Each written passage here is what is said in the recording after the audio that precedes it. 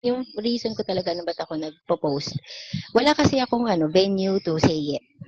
Parang outlet. punong-puno ko ng galit noon eh. Kasi sabi nila 'di ba dapat daw pag-ibig ganyan, pero ang totoo, galit na galit ako noon kasi syempre parang ako nagising na niloko pala ako. Ayun.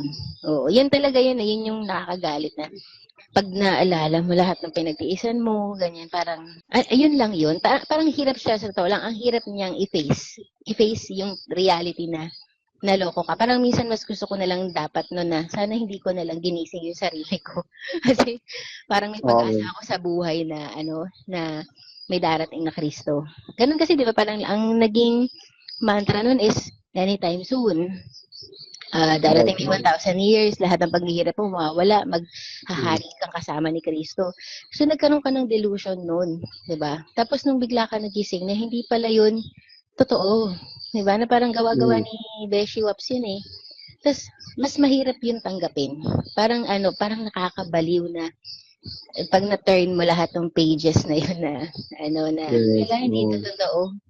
Ano pala yun, nasa Bible lang pero hindi ibig sabihin ngayon mangyayari yun. 'Di ba? Parang lahat ko questionin mo. So, nung time na yun, dahil alam ko yung asawa ko pa noon nasa MCGI pa noon eh. Yun yung isa sa mga, Oo, nare-recall ko pa yan na nung time na nag-uusap pa tayo, nabanggit mo pa na dumadalo pa yung mister mo eh, di ba? oo, kasi hindi Yung niya alam. devil, fanatic pa. Oo. Oo, hindi niya alam na na nakikinig ako sa iyo noon. Actually, 'di ba, ang point sa akin ng mga basher ko noon sa TikTok, dahil daw nakikinig ako sa chismis, kagaya ng sa inyo, nila Broccoli, kaya lang daw ako umalis. Noong time na yon, friend ko sa Facebook si EJ. Kasi nakilala ko siya personally eh. Tapos, nung binanggit ni KDR yun sa Apalit, nasa Apalit kami, halos every Saturday, nasa chapel kami eh. Sabi niya, Apo. katabi ko yung asawa ko nun eh. Hindi ko makalimutan yung eksena na sinabi niya na, yung inaano nga nila yung kapatid ko na may mga alagang manok na panabong. Hindi naman porkit nag-aalaga ka ng ganung manok, ginagamit mo yun for panabong. Sabi niya, masarap kasi yung manok na yun para sa tinola. Sabi niya, Oo. tumingin ako sa asawa ko, sabi ko sa kanya, love, totoo ba yun? Ang tinola ba talaga yun? Sabi ko. Tapos, siya din, alam mo yung itsura niya, syempre, fanatico ko siya. Parang, ayaw niyang questionin ko eh. Sabi lang niya, hindi ko, para alam ko, hindi yun pang tinola. Sabi lang niya. Pero sa utak ko noon, nagsistart ng mag-build yung, ano ba itong, sino bang kaaway nito? Tapos ang all along talaga, no? Pag binabanggit yung Reddit, binabanggit yung mga kaaway, after mamatay ni Bes. Isa lang talaga yung iniisip ko, si Yuli yun. Happy Sabbath. Happy Sabbath pala. Oo. December celebrant ako eh. December ka ba? Yeah. Wow, ilang ano ka na, kung sakali, kung ikaw ay nasa lupa ng kulto ngayon, ilang ano ka na? 23. 23 years. Wow, okay. Pero ilang years ka nang exit? 2.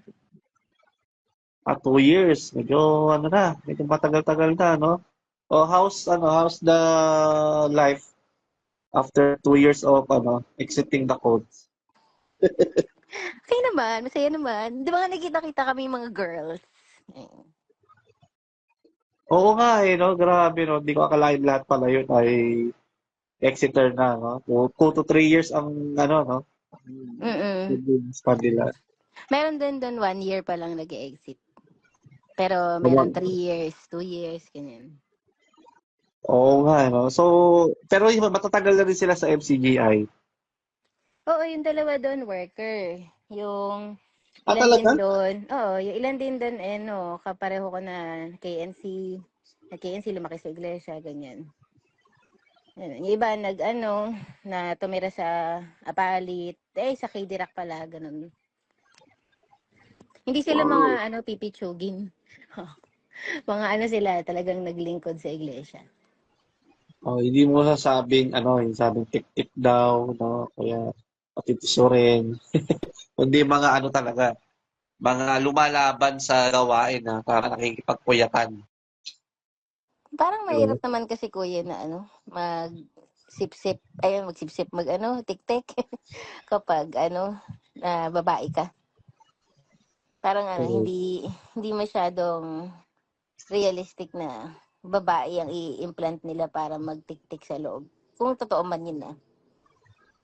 Oh, correct. Logical nga yun eh, yung mga sinasabi nila. Just to justify lang na pasamain ano, o i-ostracize yung mga nag-exit sa sa MCGI. Pero nakakatuwa no dahil parang nabanggit mo na karamihan sa mga kasama mo na yun, nagkaroon ng curiosity doon sa mga post mo sa before, sa TikTok, Yung, diba? o yung iba dun sa TikTok. Kasi parang nakikita na kasi nila ako sa Apalit eh.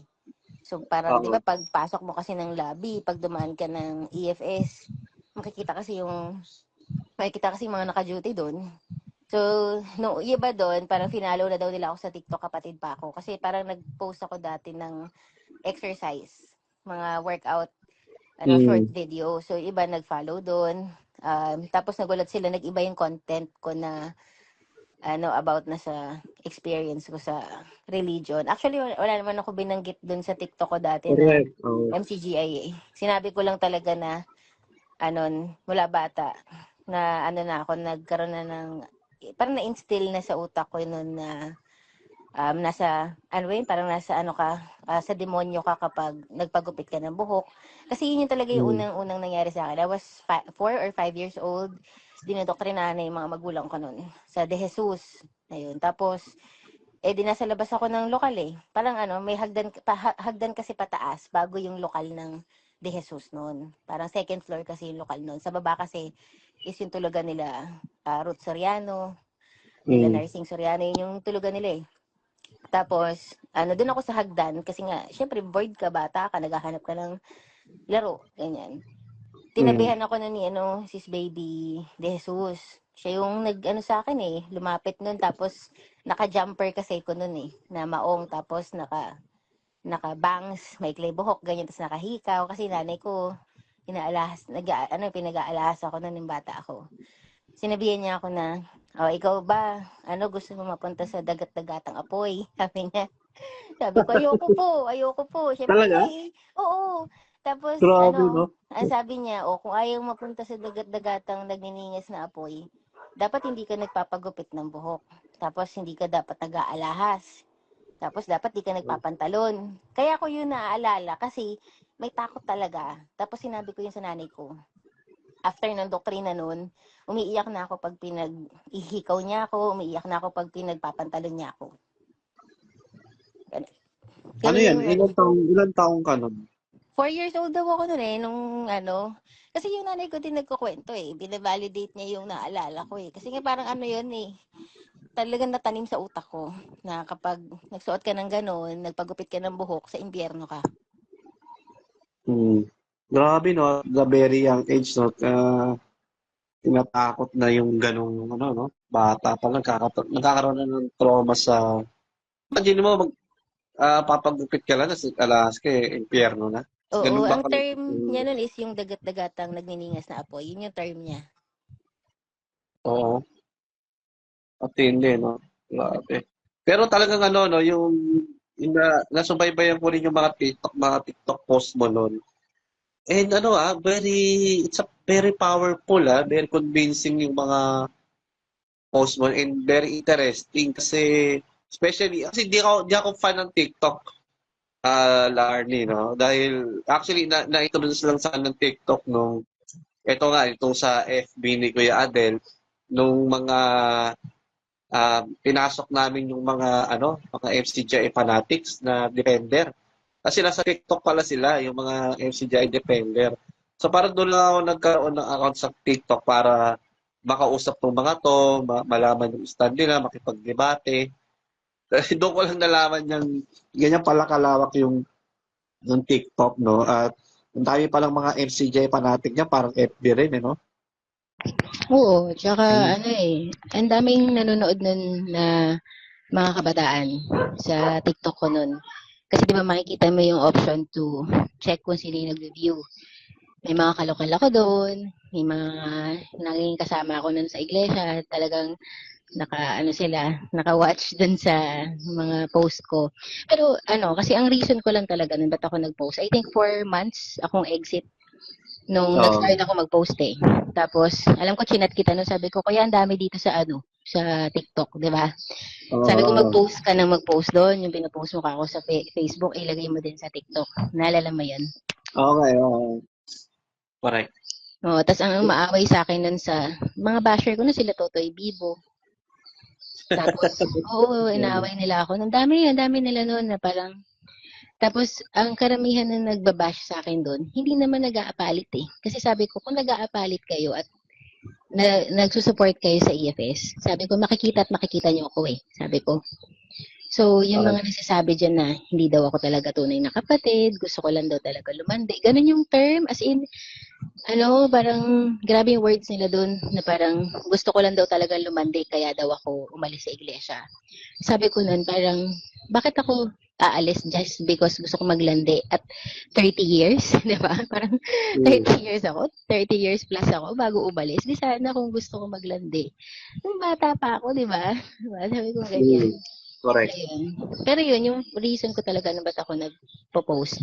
Wala kasi akong venue to say it.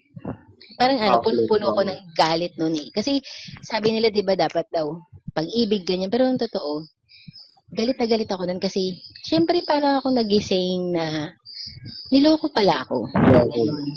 Oo, yan talaga yun, yun yung nakakagalit na pag naalala mo lahat ng pinagtiisan mo, ganyan, parang ayun lang yun. Parang hirap siya sa totoo lang. Ang hirap niyang i-face yung reality na naloko ka. Parang minsan mas gusto ko na lang dapat no na sana hindi ko na lang ginising yung sarili ko. Kasi parang may pag-asa ako sa buhay na na may darating na Kristo. Ganun kasi 'di ba parang ang naging mantra nun is anytime soon. Darating yung 1,000 years, lahat ng paghihirap mo mawawala, maghahari kang kasama ni Kristo. So nagkaroon ka ng delusion noon, 'di ba? Tapos nung bigla ka nagising na hindi pala 'yun totoo, 'di ba? Na parang gawa-gawa ni Beshi Waps 'yun eh. Tapos mas mahirap 'yun tanggapin. Parang parang nakakabaliw na pag na-turn mo lahat ng pages na 'yun na na wala, hindi ito totoo. Ano pala yun, nasa Bible lang pero hindi ibig sabihin ngayon mangyayari yun. 'Di ba? Parang lahat ko questioning mo. So, nung time na yun, dahil alam ko yung asawa ko pa noon nasa MCGI pa noon eh. Yun yung isa sa mga Na-recall ko yan na nung time na nag-uusap pa tayo, nabanggit mo pa na dumadalo pa yung mister mo eh, di ba? oo, kasi hindi niya alam. Fanatic pa.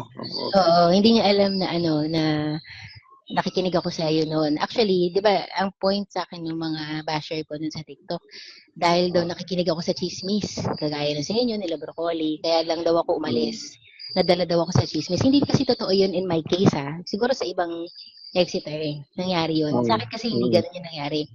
2023 talaga lahat. Ako nag-start magkaroon ng ng iwi-iwing kasalanan. Oo. Oo, kasi parang nanawa ako na paulit-ulit talaga yung routine. Eh kasi ang dami ko pang notebook eh. Dami ko notebook na mga sulat-sulat sa paksa ni Brad Eli. Oh, wow, nagsusulat ka talaga. Oo, mula noon kasi naka-keep yan. Grabe, no? Tapos yung GCOS kasi, chine-check pa yung notebook namin eh. Alam mo ba yun? Oo, chine-check yun ng presidente ng GCOS or kung sino man yung assigned sa division. So, i-check pa yan pag break time kung nagsusulat ka ng paksa. So, on top of talaga nagsusulat ako, nag-check talaga sila. So, hindi yun masasabi na hindi ako nakikinig, di ba? And then, hindi ko isinasa puso kasi dami kong sinayang na panahon eh. Tapos, nung time na si KDR na, di namatay si Bes, ganyan, si KDR na, ang napansin ko talaga, yung notebook ko, halos 3-5 sitas. Tapos, ulitin niya yun. Oo, tapos parang tipong minsan sumasakit na yung ulo ko kasi paulit-ulit talaga, tapos paiba-iba ng point. Tapos sabi ko, ang ko pa nun parang, oh shit, sabi ko, mali itong naiisip ko, hindi ako dapat nagkakaroon ng doubt kay kuya. Ganun ako nun parang mali to. Tapos hanggang iyak ako na iyak sa panalangin. Tapos one time, yung hindi ko alam na meron na pala kayong binobroadcast nun about kay EJ Rason, yung sa manok na panabong. Hindi ko alam yun. Wala akong alam doon. Wala pa kayo sa mga nag-expose gaya namin that time, 2023. Oo. Oo, so hindi ko alam yun. Hindi nga kita kilala nun eh. So, nung time na yun, friend ko sa Facebook si EJ. Kasi nakilala ko siya Mm. personally eh. Tapos, nung binanggit ni KDR yun sa Apalit, nasa Apalit kami, halos every Saturday, nasa chapel kami eh. Sabi niya, Opo. katabi ko yung asawa ko nun eh. Hindi ko makalimutan yung eksena na sinabi niya na, yung inaano nga nila yung kapatid ko na may mga alagang manok na panabong. Hindi naman porkit nag-aalaga ka ng ganung manok, ginagamit mo yun for panabong. Sabi niya, masarap Oo. kasi yung manok na yun para sa tinola. Sabi niya, Oo. tumingin ako sa asawa ko, sabi ko sa kanya, love, totoo ba yun? Ang tinola ba talaga yun? Sabi ko. Tapos, siya din, alam mo yung itsura niya, syempre, panati ko siya. Parang, Mm. ayaw niyang questionin ko eh. Sabi lang niya, hindi ko, parang alam ko hindi yun pantinola, sabi lang niya.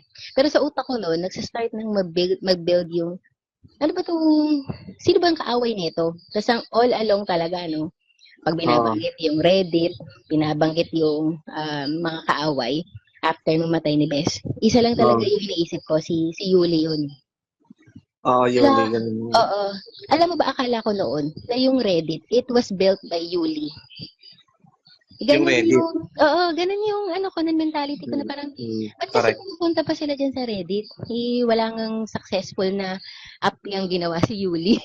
Hindi ko alam na Oo. yung Reddit, it was built by someone else. Talagang, ay, bobo talaga. Wala talaga akong alam. As in, hindi ko siya alam. Tapos, hanggang sa sumunod, November yun eh. Oo. Di Fiesta ng Diyos, no? After ng Fiesta ng Diyos, doon nagkaroon na, October pala, kasi pa November yun eh. Doon nagkaroon na ng tagaan sa loob. Palakulan. Palakulan talaga. Oo, Palakulan. palakulan. Tapos, Wala ka pa hindi sa ko, Reddit dyan. Wala ka pa sa Reddit dyan. wala. Yung FB ko. No, Okay. hindi ko alam yun eh. Wala talaga, parang Mm. hindi nga kasi ako nagsisearch sa ganun eh. So, Pero meron ka ng doubt na naglalaro na sa isip mo. Yung oo. ulit-ulit, yung panabong na manok. May mga parinig na, ang dami na, di ba? Oo. Sunod-sunod na. Tsaka Okay, again, tapos, ang iniisip kong kaaway niya na pinariringgan si niya si Yuli, Yuli. oo. Tapos, yung nagkaroon na ng ganun, as in ano pala yun, parang blackout news. So, meron lang kaming Blackout. GC na mga taga-kitchen. Yun. Okay. So, sinabi sa amin na parang, wag nang lalabas to sa atin na lang to. Tapos, walang magsasabi kahit kanino. Sabi niya, sasabi pa sa amin nung worker na yun, tingnan niyo nga si kuya, parang inasikaso niya yan para hindi magpanik ang mga kapatid. Ganon. Okay. Ang tanong ko nun, sino yung kapatid na biktima? Sabi ko, kasi parang wala man lang ba tayong, parang yung pag-alala dun sa kapatid na biktima. Gets mo? Parang kawawa naman. Nasagot sa akin ng worker sa GC. Ay, ano yan eh, ulila na. Ulila na yung, so wala nang naghahabol na pamilya. Tumatakbo sa utak ko noon, syempre, ko, isang anak ako eh. Di ba? Kung mamatay ang magulang ko, automatic ulila ako eh, di ba? So, nung ko yun, nakarelate ako na parang, so kung ako pala yung may mangyari sa akin, wala akong asawa, ulila ako. Hindi sila magbabother to to recognize yung nangyari sa akin. Ganun lang yun kasi wala daw eh. Teka, ano yung sinend sa GC nyo? Yung picture ng crime scene? Yung balita na, ba yun na parang, kasi ang balita nun sa ABS yata, may balita dun sa isang sikat na, so, kung mga ilang araw na nakalipas, hindi mismo nung gabi na may pinalakol. Oo. Parang ilang araw na nakalipas, pinost. Okay. Pero di ba kunyari nangyari ng Sabado? Before nang susunod na Sabado, nung napag-usapan sa GC yun. Okay. Kasi the following Saturday. One week pa. Kasi the following Saturday, di ba, yung nangyari last week, na palakulan, yung the following Saturday, nasa Apalit kami, kasama ko kasi si nanay ko. Oo. So, wala siyang alam, hindi ko binanggit sa kanya yung palakulan kasi sabi ko, baka hindi siya sumama. Tapos, magpanik siya. Oo. So, doon sa GC na yun, within that week, after no incident, sinabi sa amin na, wag niyo na itong i-share sa iba. Tayo-tayo lang, parang ganun. Kasi nga may mga nagtatanong na eh. Actually, wala talaga akong alam nun eh. So, ang sabi dun sa balita, parang yun na sa kapilya. Parang Oo. kapilya, isang balita is simbahan naman. So, galit na galit Oo. yung mga nasa comment box nun eh. Sabi ng mga Katoliko, ba't nyo ginagamit yung word na simbahan? Parang Katoliko Oo. dati. Oo, sa apalit eh. So, sabi, huwag kayo nagkukos ng ganyang panig na sa simbahan yan ng Katoliko ng apalit kasi sa dating daan yan. Tapos yung isa naman, ba't yung sinasabing, ba't yung tinatawag na kapilya, hindi naman sa INC yan. So, nung nagbabasa ako ng comment, parang sa atin ba, sa UNTV, wala ba tayong gagawing news na yun, di ba? Tapos Oo. naalala ko yung time ng insidente na yun, hinold ni, ni Danny Navales yung after ng panalangin, hinold niya lahat ng Announcement. kapatid sa chapel. Oo. Ang dami Nag-announce siya. niyang, ang dami niyang seremonyas eh. Hanggang sasabi ko pa nun, tagal naman mag-break. Ganon. Yung pala, kino-cover up nila yung insidente. Correct. Oo. So, after nun, di 1 week, nag-apalit kami. Grabe yung security noon. As in, parang times 3 yung pag-screen sa kapatid para lang makapasok ka sa chapel. Eh, syempre kasama ko yung nanay ko, di ba? Naka-walker, asikasuhin mo. Parang tipong, sabi ko, wala po bang fast lane or priority lane sa PWD? Basta ganun. Pati yung sasakyan, talagang ini-inspect kung sino nasa loob. Nabulabog sila. Oo. Ganon. Tapos, hanggang sa parang nalabas dun sa GC namin na yung nagpalakol pala is kapatid. Oo, correct. Nasabi, kinuha niya yung ginamit niyang palakol sa loob ng construction ng La Verdad. Kasi kinakonstruct yung ibang part ng La Verdad nun eh. Doon daw galing yun. Tapos, ang sabi sa amin, doon daw galing, pinasok niya sa parang tennis bag. Sports bag eh, Tapos, tapos ang lumabas dun sa balita, kasi binasa ko mismo yung balita, yung report ng police sa apalit. Ang sabi doon is, yung parang meron daw bumubulong sa kanya na dapat patayin daw niya yung mga yan kasi daw yung suspect. Oo, may schizophrenia. Tapos, may friend ako na taga MCGI na psychologist, no? So, tinanong ko sa kanya, sabi ko, ano ba yung schizophrenia? Parang, bakit nagkaganon? Tapos, ang sagot niya, ate, dapat kasi umiinom siya ng gamot. Yung pala, yung Brad na yun, during ng pandemic, hindi na umiinom ng gamot for schizophrenia. Kasi, di ba, tinitexto nga pa ulit-ulit na, ang Kristiyano hindi dapat nade-depress. Walang Kristiyanong may mental health issues. Kasi, pag malakas ang pananampalataya mo, ganyan. So, yung kapatid daw na yun, na suspect, yung pumatay, ang take niya is, hindi siya iinom ng gamot kasi sumasampalataya siya. Okay. Ayun. So, dun napag-usapan sa GC. Tapos, hanggang sa, in-end yung conversation doon sa GC namin ng worker. Parang ayaw niyang magsisa. So, nangyari, kinuwento ko dun sa isa kong friend. Sabi ko na nasa Canada. Sabi ko sa kanya, uy, nabalitaan mo ba to? Sabi niya, halate, di ko alam yan. Alam ba nila mama ko yan? Eh, nasa Pilipinas. Sinabi din niya. So, dun kumalat. Parang isa yata ako sa nag-spread ng news na yun. Kasi nga parang, hindi ako mapakali eh. Di ba? Parang hindi dapat hindi sabihin. Kasi, dapat ikaw, napupunta ka ng apalit. Dapat maging watchful ka dun sa nangyayari. Tapos mula nung takot akong yung dumapa pag nananalangin. Parang feeling ko anytime biglang may, ilang pasalamat namin yan na ganun. Tapos, ang take ko pa nun sabi ko, ay Lord, okay, parang Diyos ko, okay lang kahit mamatay ako dito, parang dakilang pagkamatay yun. Ganun pa yung thought process ko nun eh. Tapos iyak ako na iyak kasi nga parang hindi okay, di ba? Hindi okay yung nangyayari. Correct. Tapos dumating na yung Sabat ni KDR. Tapos November 27 yun eh. Or 29 yata. Tapos nandun kami siguro mga pang 7th row lang kami ng apalit. Tapos sabi dun sa parang break time, mga kapatid, magpa-practice po tayo para mamaya awitan natin si Kuya. Ganyan. So, yung cellphone, nilalabas. Noong una, masaya pa ako nun eh. Parang ang cute naman kasi naka-lights off. Tapos, ilaw lang yung cellphone. Noong una, okay eh. Enjoy na enjoy ako eh. Tapos, nung lumabas na si Kuya, tapos, kinanta na yun. Nasa screen lang kasi first time namin marinig yung song eh. So, sumasabay lang kami sa melody. Tapos, yung lyrics, sinusundan lang namin doon sa screen. Hanggang nagulat ako, ba't ganito yung lyrics? All along talaga, akala ko yun. Parang, para sa awit kay Kristo, awit sa Diyos. Yung parang pagtitiis mo, pagsakripisyo mo, ganun. Tapos, nakakaramdam na ako na iba, na bakit parang iba yung lyrics. Hanggang na-confirm nung dulo. Ang sabi niya, yung kanta is Kuya. Sabi ko, Fudge, di ba parang, ano ako nun, nalambot ako nun, naalala ko yung parang akong binuhusan na malamig na tubig. Kasi, ang paniniwala ko mula bata never kang kakanta sa iba. Dapat sa Diyos at kay Kristo lang. Kaya nga yung tapat na mga ngaral na awit ni Soriano nun, di ba? Parang ano daw, hindi daw yun sa kanya. Kay Kristo daw yun. Kinorek niya yun na, ano. So, ano na ako nun, parang, ang iyak ko talaga nun sa panalangin. Parang tipong, Panginoon ko, parang sabi ko nun sa panalangin, kunin niyo na lang ako kaysa magkaroon ako ng mga doubts na ganito tapos maging dahilan para umalis ako sa iglesia. Sabi ko, hindi ako lumaki sa iglesia para lang umalis. Ganon. Parang, ini-imagine ko yung sarili ko na aalis na parang wag pong ganun. Ayokong maging ending ko yun. Siyempre, tagal ko naglingkod di ba?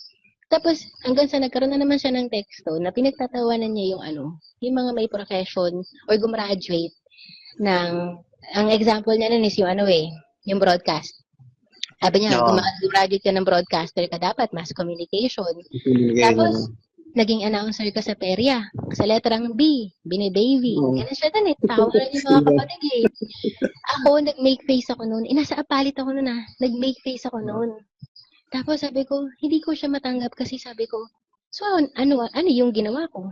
Kaya nga ako nag-iba ng career kasi gusto kong kumita ng malaking pera para may naitutulong ako sa gawain. Ganun talaga yung mentality ko. Hindi ako nagpapakabanala pero ganun talaga yung priority ko noon na parang kailangan kong kumita ng pera para makapagbigay ako sa iglesia. Pero at the same time, hindi ako nauubos para sa family ko. Ganyan.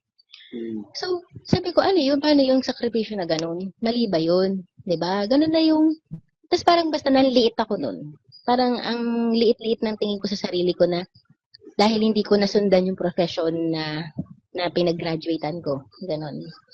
Tapos, ang dami Basta parang, kada magte-texto na siya, tapos ang pinakamatindi, si Josel Malyari.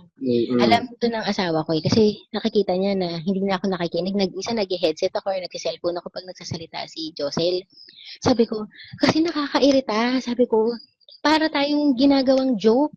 Sabi ko, wala na yung hindi na siya solemn. Tapos pati yung awit batibot. Oo. Hindi ko alam dati yung term na batibot na yan. Kasi di ba nakita ko lang yun sa Reddit na eventually after pumalis Ang term ko niya parang joke na lang ba to? Ganon. Tapos, yung himnaryo. Dati yung himnaryo pag awitan, madami Halos isang oras sumaawit, di ba? Ang nangyari, 2 awit na lang, 3. Mas marami pa yung pagche-cheme-cheme ng mga KNP bago manalangin. Siyempre namimiss ko yung awit sa himnaryo Choir ako So parang, ang sarap-sarap umawit, di ba? Parang, bago ka manalangin, awit ka muna. Nawala yung ganun. Tapos minsan nandun ka na nagre-ready ka na, Nagre-ready ka na kasi habang umaawit, nakakaramdam ka na tinapawag ka lang, espiritu, ganyan. Biglang, may magsasalitang KNP. Mauudlot, diba? Tapos, after nun, biglang, ang daming pasakali, ang tagal, na parang ako, drain. Dati kasi kaya nga ako tumagal sa panahon ni Soriano kasi, alam mo yung feeling ko na-recharge ako. Tsaka dati ang sinasabi niya, yung mga umalis, kaawaan yun. Diba ganun yung tinetext niya kahit pa paano Parang kaawaan natin yung mga umalis kasi, sila parang natatangay sila Diba? Malay nyo, bumalik yan. Kaya nga diba may Oplan Dalaw Tupa. Correct. Ganun katindi yung parang pagtatawag niya sa mga umalis. Bakit ngayon, ang automatic sa impyerno ka, sige, satanas ka, kapag nagkaroon ka ng duda, bakit ba't ganun? Tapos, ito na yung pinaka-end point ng pag-alis ko Noong December, sabat ko nga Tapos, sa 18 yun sabi ko sa asawa ko, pa-picture tayo kay kuya. Sabi ko. Sabi niya, parang last, ko, redemption, parang, tingnan ko kung may mararamdaman ako na alam mo yon pag nakita ko si KTR ulit, ganyan. Madidiwaan. Oo. Di 3 p.m., pumila kami noon sa chapel. Pipila ka nun sa gilid ng chapel para magpalista. Tapos sabi nung MMC, si Ella yun Sis Ella. Sabi niya, ang mga mauuna po muna magpalista, yung mga galing po sa ibang bansa. Ganyan. Tapos lumapit ako kilala ko siya. Sabi ko, Ate Ella, hindi pa pwedeng isama mo din ako kasi kanina pa ako nag-aantay. Sabi ko, galing din ako sa malayo. Hindi man sa ibang bansa, malayo po yung pinanggalingan ko. Sabi ko sa kanya. Tapos, siguro dahil kakilala, pinagbigyan ako. Tapos, nung nandun na pumirma, may orientation. May orientation pala yung pagpapapicture. Oo. Yung asawa ko, nag-duty na siya sa Photoville. Tapos ako lang yung umattend na orientation. Sabi ko, sige po ako na lang po magtatawid sa asawa ko.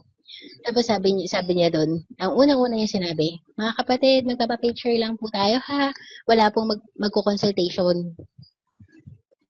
Sabi niya, wala daw magtatanong. Oo. Sabi niya, kung may mga problema po kayo sa pananampalataya, dapat po doon kayo mag-reach out sa local worker niyo po. Sabi niya gano'n. Or sa KNP daw sa division ng kung saan ka naka-assign. Siyempre ako, nasaktan ako doon. Parang tipong, so, wala talaga. As in, hindi ka man lang tatanungin sa pananampalataya mo bilang mangangaral, di ba? Tapos, Nagkakahigpitan na kasi dahil ano na nga yung mga expose namin noon, medyo matindi-tindi na eh. hindi ko yan alam, kuya. As in, Hindi mo pa alam yun. Oo, hindi ako alam. Parang feeling ko talaga, sabi ko nga sa'yo, hanggang December, si Yuli ang alam kong kalaban niya. Tapos, ayun na, pumasok na, tapos na ipasalamat, tsaka magpapapicture. Pagdating doon, alam mo yung talagang kala mo artista. Pumunta ka lang doon, tamabi ka, picture, tapos i-assist ka na palabas. Siyempre, na-hurt ako noon, di po ang tagal mong inantay, di ba? Parang, kahit lang, kamusta kayo mga kapatid? Kamusta inyong pagsasama bilang mag-asawa? Yung ganun ba? Di ba? Sabi ko, walang hi ho, walang ganun. Wala talaga. Siyempre, ikaw na matagal ka naglingkod, tapos yung lahat ng negosyo nila, nakasama ka sa pagbebenta dun eh. Naging parte ka ng negosyo nila eh. Tapos, ganun lang. So, masakit yun sa akin. So, sabi ko, okay, ayoko na. Parang, hindi ako nagsasabi sa asawa ko kasi tinatansya ko siya nun eh. Parang feeling ko hindi siya aware. Tapos itong friend ko, kinakausap ko na friend ko sa loob. Sabi niya, ay meron po kasing Reddit. Sabi niya. Tapos sabi ko, ano ba yung Reddit? Di ba kay Yuli yan? Hindi, ano yan. Reddit, ano yan talagang parang worldwide yan na app. Ginagamit yan for Sino tinanungan mo? Kapatid. Ayoko nang banggitin baka maano siya eh. Kapatid. Ano yan? Closet or etc.? Actually, hindi ko alam kasi nung nag-out na ako, in-unfriend niya ako. Okay. Pero siya nag-introduce. So, nag-introduce siya nun. So, siya yung nag-introduce ng Reddit. Tapos, siya rin nag-introduce ng Kuya Adel. Okay. Pero out of nowhere yun, parang ano lang, hindi naman dahil sa ang intention niya is ikayatin ka. Kundi sinasabi niya na, eto kasi yun, mga naninira, ganun ba? Parang ganun, pero parang siya din kasi nagkaka-doubt. Okay. Babasabot ko na. Tapos, paano in-introduce sa'yo? Paano? Parang sabi niya, hindi naman si Yuli lang yung kaaway niya ni. Sabi niya, may ganito talaga sila pinag-uusapan. Parang ina-expose yung royal family, ganyan. So sabi ko, ano ba? Kasi nagpa-tutor ako, ano ba yung Reddit? Sabi niya, yung Reddit ano yan, parang pwede ka mag-post or magbasa, anonymous yung name mo. So parang Facebook, sabi niya. So lahat yun, may community, pwede mo pasukin yung community about sa condo, ganito. Ito naman, sabi niya, community ng mga ex-MCGI. Sabi ko, may ganun? Sabi ko, tapos again, ang nasa utak ko, no, si Yuli yun, si Yuli ni Pakana. Ganun kasi yung pagbibintang ko sa kanya. Tapos, pagtingin ko noon, sinend niya sa akin yung link, hindi ko alam i-navigate pa yung Reddit. So, pag-check ko, nagbabasa ako. Sabi ko, hala, pareho kami na nararamdaman. Ganon. Parang, ito nga yan, no, ganyan. Tapos, in-investigate ko pa kasi, syempre, lumaki na ako sa iglesia. So, nagkaroon ako ng close relationship sa mga part ng royal family, di ba? Lalo na sa side ng Soriano tsaka Kapulong. So parang, nakakita talaga ako ng ganun eh. Sabi ko, bakit dati never ko nakitang nagmawak man lang ng walis tong si mga apo para maglinis sa apalit kasi nag-workforce ako eh. Diba? Never ko silang nakitang naghawak ng walis. Tapos sabi ko hindi ko rin nakita sa kusina na mag-empake man lang ng food pack. Volunteer. Ganun. Tapos kahit man lang magtinda sa EFS, ang ginagawa pa sa akin, dinadala na ako ni Sis Lisel, kapulong ng mga, pwede, nagpunta sila ng Tokyo Disneyland. May dala-dala silang, mga laruan. Hindi ko alam kung hindi nila na laruan na yun, binili nila for pasalubong, tas walang may gusto. Kasi dinala nila sa akin eh. Ano sis, benta mo? Ganon. Okay po, magkano po to? Ito po 700 pesos, ito po 1,000. Isa isip-isip ko nun, parang itong ganitong laruan, bibilin ko ng ganong kamahal. Yung utak ko na, pero again ha, isa ako sa top seller ng EFS. So, binebenta ko yan, lahat ng ilabas nila, pati yung smartwatch, ako nagbebenta nun, ako nagbebenta ng belt, ng pabango. Alam mo yung mga hindi nabebenta, ako nagbebenta nun eh. Diba? So alam nila kapag pero walang allowance, no? Wala ka man lang, incentive. Wala. Meron silang binibigay pag SPBB na parang 200 pesos, 150 pesos pag SPBB yun. Oo. Tapos, ito kasi yung naging ko niyan eh. Siguro pwede ko na sabihin kasi sabi dati wag daw sasabihin yung mabuting gawa eh. Pero hindi naman na tayo MCGI. So yung time na yun, naging commitment ko kasi na pag binibigyan ako ng anyone from the royal family, ibabalik ko sa Abulo yan. Oo, gano'n nga. May pa-plan din sa kanila. So yun. Parang sabi ko, parang kasi ang thinking ko nun, ano ba to na nakiamot pa ako sa paghihirap ni Beshi. Ganun. Yes. Oo, ganun ako kadilulo noon.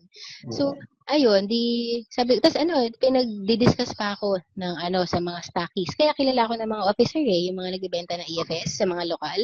Kasi umattend sila ng seminar ko noon. Tapos dumating pa sa point na sinabihan ako ni Brad Don Kapulong na gusto mo mag-manager ka ng EFS. Ganun level. Sabi, dito na lang daw kami tumira sa apalit ng nanay ko. Tapos, doon na lang daw ako sa kanila magtrabaho. Ang sabi ko, may SSS po ba dyan? May PhilHealth? Kasi, syempre, di ba, empleyado ako na nagbabayad ng tama sa empleyado eh. So, sabi ko, kasi po, ganito na po yung sweldo ko sa labas. Sabi ko, alam ko naman po na, naging pa ako na sabi ko, alam ko naman po na hindi tayo ganun dami ng pagpalaki ng sweldo. Pero sabi ko kasi yun po yung kinikita ko ngayon sa labas. And kailangan ko po yun para sa pamilya ko eh. Sabi ko sa kanya. So hindi na ako pinilit ni Don Kapulong nun kasi bibigyan mo ko ng bahay sa apalit, may sarili naman akong bahay. Diba? Bakit ako aalis? Diba? Tapos, hindi naman kaya tapatan yung sweldo mo. Exactly, ayun. Tapos sabi ko, okay, ganyan. Tapos nagbasa na ako ng Reddit, nung dami ko nakita ang kapareho ko ng nararamdaman. Doon ko nakita yung link sa broccoli. Alright. Pati yun sa'yo. Tapos, naalala mo yun, noong December 22 tayo magkausap nun eh. Tapos, sabi ko sa'yo, December 27 po, pwede na ako magsalita. Kasi doon ako nag-start mag-share sa'yo, yung basta may mga hinahin ako sa'yo noon. Tapos, sabi mo, pwede ba mag-share yan? Sa dami ng mga nag-share sa akin that time.